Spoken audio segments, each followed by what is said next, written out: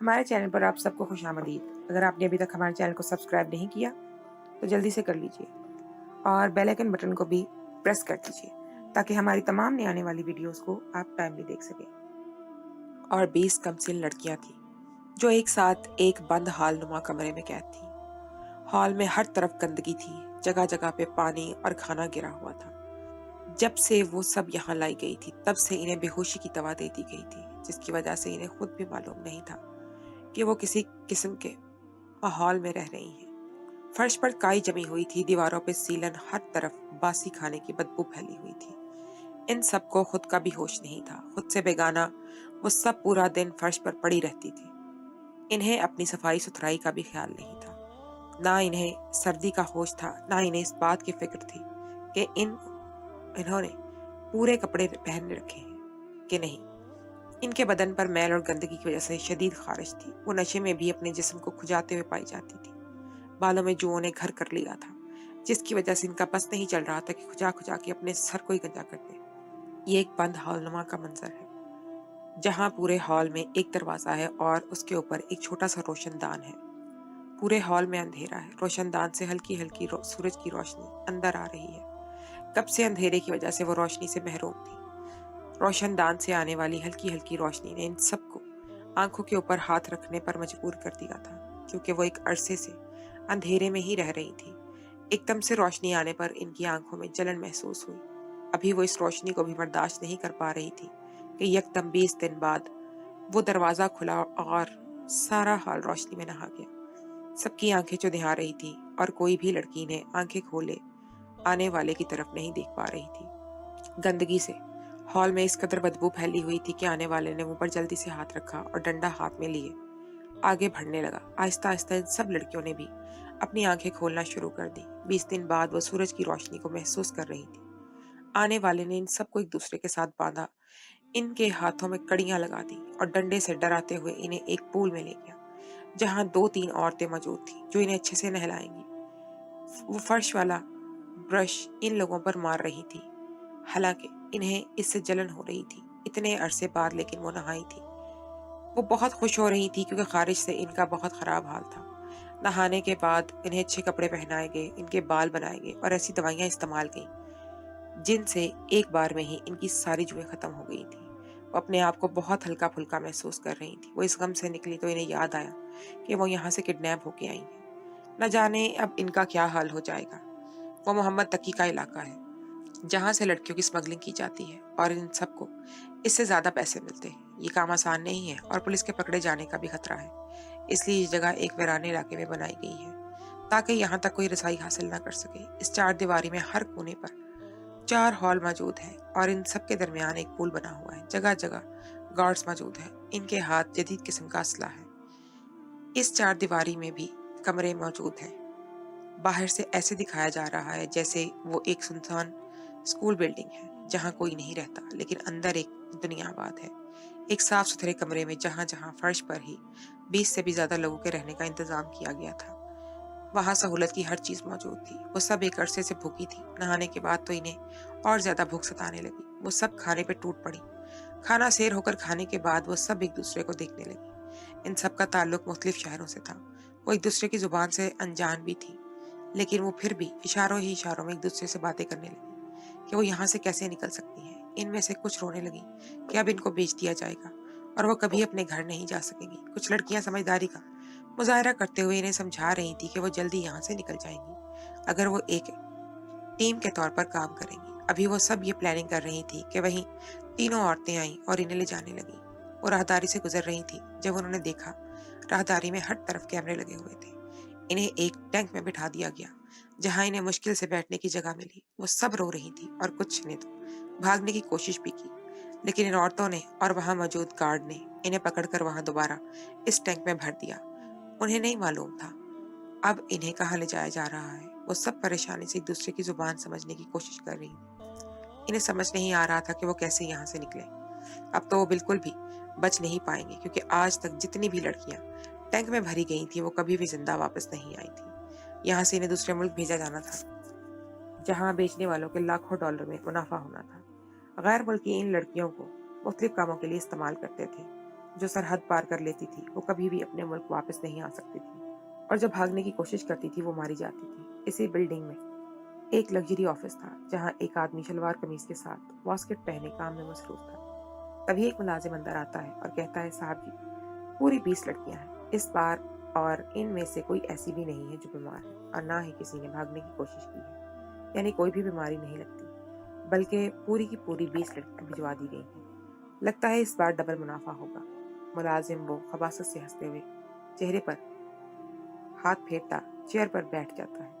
ये सुनकर revolving chair पर वो बैठा आदमी मुस्कुराने लगता है। कहता है, मोहम्मद तकी को फायदा ना हो, ये हो ही नहीं सकता। काम ही वही करता है वो जिससे उसे लाखों डॉलरों का मुनाफा हो, चाहे वो काम गलत ही क्यों ना हो, क्योंकि ऐसे पैसा कमाना बहुत पैसा कमाना है। दुनिया में सबसे ज्यादा पैसा मोहम्मद तकी के पास होना चाहिए, जहाँ वो एक लग्जरी लाइफ बगैर किसी टेंशन के जिए। वो हंसते हुए कहने लगा, एक बात कहूँ साहब, आपको बुरा तो नहीं लगेगा? मुलाजिम ने खुशामदी अंदाज में कहा। मोहम्मद तकी सीधा हुआ बैठा और मुलाजिम की आंखों में देखते हुए कहने लगा, कहो कहो ना, क्या बात है? तुम्हारी किसी बात का भी मुझे बुरा नहीं लगता, क्योंकि जितना भी मुनाफा मुझे हो रहा है तुम्हारी ही तो वजह से हो रहा है। अगर तुम मेरा साथ ना देते तो मैं इतना पैसा ना कमा पाता। बोलो जो बोलना चाहते हो, दिल खोल के बोलो। मुलाजिम नजरें झुकाए कहने लगा, साहब, किसी भी एमएनए के पास भी इतना पैसा नहीं होगा जितना अब आपके पास है। आप इतनी लालच क्यों कर रहे हैं? ये ना हो यहाँ पे पैसे कमाने की लालच में हम पकड़े जाएं। हाँ, तुम्हें क्या लगता है मोहम्मद तकी कोई आम शख्सियत है? वो कोई भी इस वक्त तक रसाई हासिल करके, यहाँ तक तो फौज भी रसाई हासिल नहीं कर सकती। जानते हो ये इलाका किसके लिए मशहूर है? मुलाजिम सवाली नजरों से देखने लगा। मैं तुम्हें बताता हूँ कि बाहर की दुनिया में मैंने इस इलाके को किन वाकयात से मंसूब किया है। लोग समझते हैं यहाँ भूत जिन रहते हैं। जो भी यहाँ आता है वो जिंदा वापस नहीं जाता, क्योंकि यहाँ पे साया है। सुनसान इलाके होने की वजह से यहाँ पर अल्लाह की मखलूक रहती है, जो किसी इंसान को दखल अंदाजी बर्दाश्त नहीं करती। इस वजह से तो ये सारा गांव और स्कूल गैर आबाद है, वरना इस जैसी जरखेज ज़मीन के लिए लोग तरसते हैं कि मिल जाए और हम इस सोना उगलती ज़मीन से फ़ायदा उठा सकें। मोहम्मद तकी समझाते हुए इस मुलाजिम को कहने लगा, इस सब को हम बाद में डिस्कस करेंगे। फिलहाल मुझे शहर जाना है, मुझसे मेरा एक दोस्त मिलने आ रहा है। तुम सब कुछ पीछे से संभाल लेना। इस बिल्डिंग में कोई भी लड़की मौजूद नहीं है जिसको पीटा जा सके, लेकिन जब मैं लौट कर आऊँ तो यहाँ 20 की बजाय 40 लड़कियां होनी चाहिए। समझ गए? इसने अब उठते हुए कहा। मुलाजिम कहते हुए अब कहने लगा, आपका हुक्म सर आंखों पे। और वो दोनों हंसने लगे। मोहम्मद तकी अपना सामान उठाते हुए जाने लगा। जब मुलाजिम उठा और जल्दी से उसका सामान उठाया और उसके पीछे पीछे चलने लगा, वो दोनों ही बिल्डिंग से शहर के लिए निकल गए। शहर में मौजूद एक खाली शान हवेली है, जहाँ नौकरों की एक फौज मौजूद है। वहाँ 70 साल एक बूढ़ी नौकरों पर हुक्म चलाते हुए पानी पानी पानी कहते पाई जाती है। उसकी एक बेटी भी है जो यूनिवर्सिटी में पढ़कर अभी अभी लौटी है। वो मुलाजमा से बहस कर रही है कि तू को मैंने खाना लाने का कहा था और तुम इतनी देर से क्यों लाई हो? तुम्हें मालूम है ना कि मुझे फौरन खाना चाहिए होता है। ये सब देखते हुए मोहम्मद तकी मुंह बनाते हुए जाता है और अपने कमरे की तरफ कदम बढ़ाता है। उसकी माँ, वो एक 70 साल बूढ़ी है, वो अपने बेटे को देख ले कहती है, तकी कदम तक इस अपने अंदर आओ। नाना की और अपने कमरे की तरफ कदम बढ़ाते हैं। उसकी माँ उसको मुस्कुराते हुए कहती है अपने बेटे को आने के लिए। इसका बेटा मुंह बनाते हुए उसकी जानिब जा रहा है। जी अम्मा जान, अभी आया, गांव वाली जमीनों की तरफ गया था। बेटा ने तुझे 1000 बार मना किया है वहां बच जाए, वहां के बारे में अच्छी बातें मशहूर नहीं है, तू फिर भी वहां चला जाता है। छोड़ दे इन जमीनों का पीछा, हमारे पास बहुत कुछ है। इन जमीनों से काश्तकारी किए बिना भी हम सुकून से जिंदगी गुजार सकते हैं। क्यों खुद के लिए खतरा मोल लेता है? अम्मा अब खुद तो कहती हैं मैं आपका शेर पुत्र हूँ, ये गिरोह का काम है।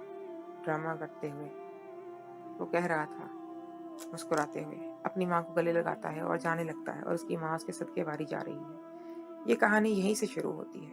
वो दरवाजा पार करते हुए पीछे मुड़ता है और कहता है, अम्मा जी, बुराई का दोस्त आ रहा है। इसके लिए हर किस्म का खाना होना चाहिए और किसी भी चीज़ की कमी नहीं होनी चाहिए। अम्मा कहती, हाँ बेटा, सब मुनासिब मालूम है मुझे। मैंने मुलाजमा को कह दिया और सानिया को भी कह दिया, और वो इसकी निगरानी करते रहेगी। ठीक है, वो मैं थका हुआ हूँ, मैं सोने जा रहा हूँ, शाम में मिलते हैं फिर। अस्सलाम वालेकुम। एक अफ्रीकी अगर मोहम्मद तकी के गले लगता है लेकिन इंग्लिश में उससे बात करने लगता है, कैसे हो तुम? वो हमारा तकी, मैं तो बिल्कुल ठीक हूँ, तुम सुनाओ कैसा जा रहा है सब? तुम्हारा सफर कोई मुश्किल तो नहीं हुई? वो अफ्रीकी ना में सर हिलाता है। वो दोनों सोफे पर बैठ जाते हैं। 2-3 घंटे वो बातें करते रहते हैं और फिर मुलाजमा आके बताती है खाना लग गया है, बस आप लोगों का ही इंतजार है। सब डाइनिंग पर टेबल पर मुकम्मल तौर पर बैठ जाते हैं। अबर यार नफूस है मौजूद, एक वो 70 साल बूढ़ी औरत, एक उसकी बेटी सानिया, उसका भाई मोहम्मद तकी और आने वाला दोस्त वो अफ्रीकी मेहमान। अफ्रीकी मेहमान खाना खाते हुए सानिया को घूरने लगता है। वो उसे बुरी नजरों से जांचने लगता है। मोहम्मद तकी ये मंजर देख रहा होता है लेकिन एक और करता है। तो वो चाहता है यही कि उसकी यही तो ख्वाहिश है कि उसकी बहन की शादी ऐसे आदमी से हो जाए जिसकी वजह से वो खुद भी माला माल हो जाए। खाना खाने के बाद वो सब खुशकपियों में मसरूफ रहते हैं। मुलाजमा के बर्तन समेटने लगती है।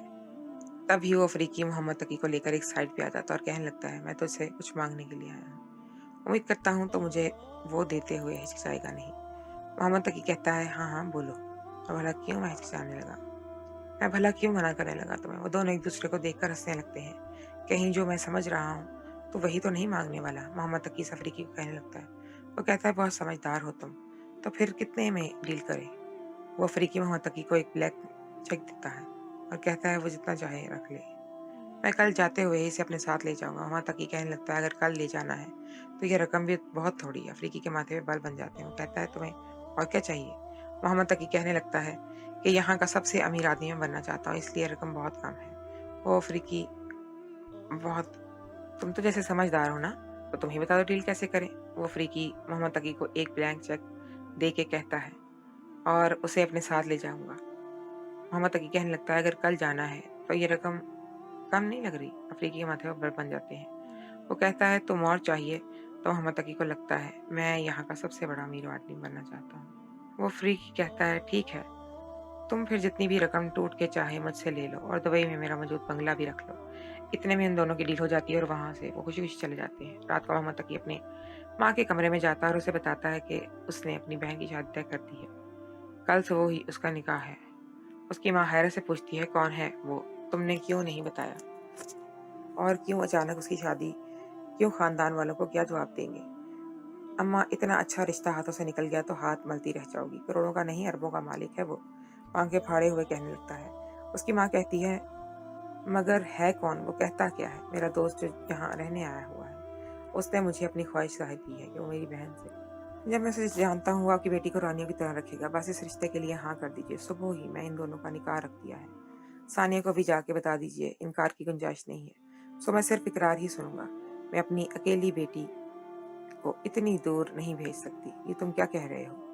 बेटी इकलौती बेटी है मेरी, खुद से ज्यादा इतना दूर न करो कि उससे मिलने के मैं तरसती रह जाऊं। इस बूढ़ी औरत के चेहरे पर फिक्रमंदी के आसार हैं। जो अब चाहें कर लें फिर, लेकिन अगर आपको इतनी ही फिक्र है इसकी, तो इसके साथ इसके ससुराल चले जाइएगा। आपको मैं बता दूं कि ये शादी हर हाल में होगी और कल ही होगी। इसकी माँ हक्का बक्का उसे देखती रहती है और वो वहां से चला जाता है। रात को ही रकम उसके अकाउंट में ट्रांसफर हो जाती है और बंगला भी उसके नाम हो जाता है। वो खुशी से झूमने लगता है कि वो जानता था कि उसको मिलने वाला है वो अब भी। उसे कोई यहाँ से सबसे अमीर आदमी बनने से नहीं रोक सकता था। दौलत हासिल करने में वो इतना अंधा हो गया कि उसने अपनी बहन का भी सौदा कर डाला। दौलत का नशा सर चढ़कर बोल रहा था। तभी तो उसने अपनी बहन को बेचने में भी कबाहत कोई महसूस नहीं की। उसे नहीं मालूम था कि उसकी बहन के साथ न जाने क्या हो। वो फिर भी अपनी बहन की शादी अफ्रीकी के साथ करने के लिए तैयार हो गया। उसे मालूम था कि अपनी बहन को बेच रहा है, लेकिन वो उसे निकाह का नाम देकर खुद को मुतमईन कर रहा था। आखिर इसमें थोड़ी बहुत गैरत थी। वो यूं अपनी बहन को सरेआम बेच नहीं सकता था। कहीं ना कहीं उसका जमीर जाग रहा था। सुबह 6 बजे ही उसकी मुलाजमा हमदान की ही कॉल आ गई। उसने कहा कि इसने 20 की बजाय 30 लड़कियों का बंदोबस्त कर लिया है। 10 लड़कियां और अगवा करना बहुत मुश्किल काम है। ये ना हो पुलिस की भनक पड़ जाए और हम लड़कियों से भी जाए। अभी इसके काम के लिए इतनी लड़कियां बहुत हैं। अगर ज्यादा अगवा होने लगी तो हम फंस सकते हैं। ये ना हो मामला आला हुकाम तक पहुंच चला जाए। मोहम्मद तकी ने कहा कि ठीक है, मैं अपनी बहन के निकाह हो जाने के बाद तुमसे बात करता हूँ। इससे मसले पे हम लोग बाद में गौर करेंगे। निकाह के लिए उसने अपने बहुत करीबी दोस्तों और रिश्तेदारों को बुला लिया था। सब हैरान थे कि ये अचानक इस तरह सानिया का निकाह क्यों हो रहा है। कुछ लोग तो सरगोशियां करने लगे कि कहीं ये दोनों आपस में पहले से रिलेशन में तो नहीं, और भाई को पता चला तो उसने इसे बचाने के लिए इसका निकाह भी उसके भाई के साथ कर दिया। निकाह के वक्त मालूम हुआ कि सानिया घर से भाग गई है और उसे अपने अजीजोकारों के साथ शर्मिंदगी का सामना करना पड़ा। उसकी माँ के हाथ पांव कांप रहे थे। उसे मालूम था कि उसका बेटा आज उसे छोड़ेगा नहीं। वो सब पर चीख चिल्ला रहा था और सारी चीजें गुस्से से फेंक रहा था। तब उसे अपने मुलाजिमों को आवाज दी और कहा कि हर हाल में उसे ढूंढ कर लाओ। उसने अपने मुलाजिम हमदान को भी कॉल की, लेकिन वो पिक नहीं कर रहा था। 3 घंटे ख्वार होने के बाद उसने व्हाट्सएप पर एक तस्वीर मौसूल हुई जिसमें सानिया और हमदान दुल्हन दुल्हा के रूप में बैठे थे, और इनकी तस्वीर में, इनके तस्वुर में एक निकाह वाली बात भी आ गई। निकाह नामे की तस्वीर भी थी। उसमें मोहम्मद तकी को झटका लगा कि उसका इतना वफादार मुलाजिम उससे गद्दारी कैसे कर सकता। उसे सोच लिया कि वो उसे मदद चखाएगा, लेकिन अभी वो अपनी हवेली में चीख चिल्ला रहा था। सब रिश्तेदार और उसके दोस्त अहबाब वहां से चले गए, क्योंकि उनको मालूम था कि अगर वो यहाँ रुके या रहे तो वहां से ज्यादा जिंदा लौटकर नहीं जाएंगे। अब हवेली में सिर्फ इसकी माँ और वो थे। सब मुलाजिम न जाने कहाँ चले गए थे। कुछ को तो उसने कुछ तो उसने सानिया की तलाश में भेजा था और कुछ डर के मारे छुप गए थे, और उसका करीबी अफ्रीकी दोस्त भी गायब था। जब हवेली के मेन गेट से सानिया और उसका शौहर हमदान, जो उसके यहाँ मुलाजमत करता था, वो दोनों घर के अंदर दाखिल होने लगे और गन उठाए उनकी तरफ भागता हुआ आने लगा ताकि उन्हें मार सके। उसने माँ ने गन निकाली और कहा, रुक जाओ मोहम्मद तकी, वरना मुझसे बुरा कोई नहीं होगा। तुम्हें क्या हो गया है कि कम उम्री में ही तुम्हें दौलत, शोहरत और इज्जत मिल गई है तो तुम कुछ भी कर सकते फिरोगे, और गलत काम करोगे तो जानते हो ना कितनी लड़कियों को दर बदर होना पड़ेगा। तो तुम्हारा हाथ है इसमें। तो जैसे इंसान को तो कब्र भी नसीब ना हो, कितनी लड़कियों की बदवाओं के हिसार में रह रहे हो, और इतनी सी भी गैरत नहीं है कि अपनी सगी बहन को बेचकर। उसकी माँ रोते हुए कहने लगी, हाँ मैं बेच रहा था क्योंकि मुझे दौलत चाहिए, सारी दौलत। आप मुझे दे सकती हैं क्या? आलीशान घर, ये पैसा, ये सब कुछ, ये नौकर चाकर, ये सब मेरी बदौलत आपको हासिल हुआ, वरना आज हम बाबा की वफात के बाद सड़क पर बैठे भीख मांग रहे होते। ये जो आप ऐशो इशरत की जिंदगी गुजार रही हैं, ये सब मेरी वजह से हुआ है। अगर मैं नहीं होता और ये सब ना करता तो हम किसी झोंपड़ी में रह रहे होते और 2 वक्त की रोटी को भी तरस रहे होते, मोहम्मद तकी ने कहा, और अपनी माँ को जताते हुए। हाँ, इससे अच्छा था कि हम तुम ना होते, मर जाते तो मुझे अच्छा लगता, और इतना गम ना होता जितना आज ये सुनकर हुआ कि तुम लड़कियों की स्मगलिंग करते हो। तुम्हारी इतनी भी गैरत नहीं जागी कि अपनी बहन की इज्जत की हिफाजत कर सको। इस दौलत शोहरत का हम क्या करेंगे जब मेरी बेटी महफूज नहीं, और इज्जत बेचने वाला कोई और नहीं, उसका अपना सगा भाई है। बूढ़ी औरत अब भी अपने बेटे पे गन ताने खड़ी थी। मोहम्मद तकी कहने लगा, हमदान को मुझे तुमसे ये उम्मीद हरगिज नहीं थी, और तुम इस तरह के धोखेबाज होगे, धोखा दोगे और मेरी बहन से शादी कर लोगे। मैं अपने दोस्त को क्या जवाब दूंगा? उससे मैंने वादा किया था कि अपनी बहन का निकाह उससे करूंगा। हमदान कहने लगा, वो तुम्हारा दोस्त नहीं है, बल्कि वो मैंने एक बंदा हायर किया था तुम जैसे लालची इंसान को सबक सिखाने के लिए। और कौन सा कारोबार जो अब पुलिस की कस्टडी में है और तुम्हारे खिलाफ कार्रवाई होने लगी है। भागना चाहा तो भाग जाओ। मोहम्मद तकी से आगे भाड़े देख रहा था। ये क्या कह रहे हो तुम? हाँ मैं सही कह रहा हूँ, तुम जैसे इंसान के साथ यही सलूक होना चाहिए। अब तक मैं तुम्हारा बहुत साथ किया। हाँ मैं गलत था, लेकिन अब मैं सुधर गया हूँ और तुम्हें भी एक मौका दे रहा हूँ सुधर जाने का। हमदान ने इत्मीनान से कहा। मोहम्मद तक कहने लगा, मैं देख लूंगा तुम्हें। और हाँ, इसे अपनी गन और कुछ पैसे लेकर रवाना हो गया। जब उसकी आंख को खुला तो हर तरफ अंधेरा था। वो उसे चिल्लाने लगा, कौन है यहाँ? मैं क्या कर रहा हूँ? मगर उसकी तो आवाज ही नहीं निकल रही थी। जैसे उसके ऊपर पट्टी बंधी हुई थी, उसके हाथों बंधे हुए थे। उसे लगा जैसे उसकी शलवार में कोई चीज घुस गई है और अब उसे जैसे काट रही है। और औरत चूहे तो उस पर नाचे कूदे फिर कर रहे थे। वो इरिटेट हो रहा था और जोर जोर से चिल्लाने की कोशिश कर रहा था, लेकिन उसके मुंह पर पट्टी बंदी होने की वजह से वो कुछ भी नहीं कर पा रहा था। उसे अंदाजा हो गया था कि वो किसी गोदाम या स्टोर रूम में मौजूद है, जहाँ पर बहुत से चूहे और दूसरी चीजें रहती हैं जो उसे 1 मिनट में भी सुकून नहीं गुजारने देंगी। वो गुस्से से चीखना चिल्लाना चाहता था, लेकिन कुछ भी कर नहीं पा रहा था। उसके हाथ पांव बंधे हुए थे, मुंह पर पट्टी थी। अंधेरा होने की वजह से कुछ दिखाई भी नहीं दे रहा था। उसे कुछ समझ नहीं आ रहा था कौन है। जब उसे यहाँ से फेंका है घर से तो गाड़ी में निकाला था। उसके हाथ में गन भी थी। उसे रास्ते में न जाने क्या हुआ, उसे कुछ भी याद नहीं था। जब सुबह एक छोटी सी खिड़की से रोशनी अंदर आने लगी, वो एक गोल कमरा था जहाँ पर कूड़ा करकट था, और उसे कमरे की हालत बहुत खराब थी। पुराने जमाने का कुछ सामान भी वहाँ रखा हुआ था जो चूहों ने खराब कर दिया था। वो इस्तेमाल बिल्कुल भी नहीं करे। वो बार बार ये करने लगा कि कौन सी जगह है। तभी उसे याद आने लगा कि ये तो वही बिल्डिंग है जहाँ वो किडनैप हुई लड़कियों को रखता था, जहाँ स्मगल की जाती थी वो। तभी उसके गोल गोल कमरे का दरवाजा खुला और हमदार हंसते हुए अंदर दाखिल हुआ। कहाँ से साले साहब, कैसा लगा मेरा सरप्राइज? हमदान की मुस्कुराहट मोहम्मद तकी को जहर लग रही थी। नहीं, लेकिन वो बेबस था। हमदान ने कहा, ओह साला जी, मुझे तो अब याद आया, मैं तो आपका मुंह बंद कर रखा था और अब तक खोला ही नहीं। लाइए मैं खोल देता हूँ। पट्टी खुलते ही वो जोर जोर से चिल्लाने लगा, अभी तो मैं सिर्फ तुम्हें ट्रेलर दिखाया है, अभी पिक्चर बाकी है। हमदान उसे घसीटते हुए कुएं के पास ले गया, जिसमें अगर कोई एक बाहर चला जाए तो उसका वहां से निकलना मुश्किल ही नहीं नामुमकिन था। हमदान ने उसे वहीं धक्का दिया और इसमें इतना पानी था कि जब मोहम्मद तकी इसमें गिरा तो पानी उसके पेट तक आ रहा था।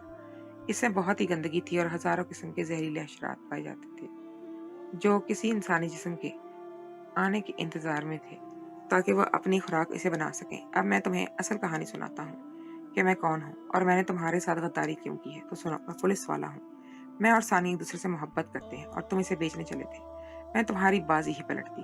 अब सरते रहो यहाँ। वैसे भी इस इलाके के लिए मशहूर है कि यहाँ पे अल्लाह की मखलूक रहती है, जो यहाँ किसी को भी घुसने नहीं देती। मैं यहाँ तुम्हें छोड़े जा रहा हूँ। इस कुएं में सरते रहना, और तुम्हें भी मालूम नहीं है कि इसको मैं भी जो भी किया है अब तक वापस नहीं आ सका।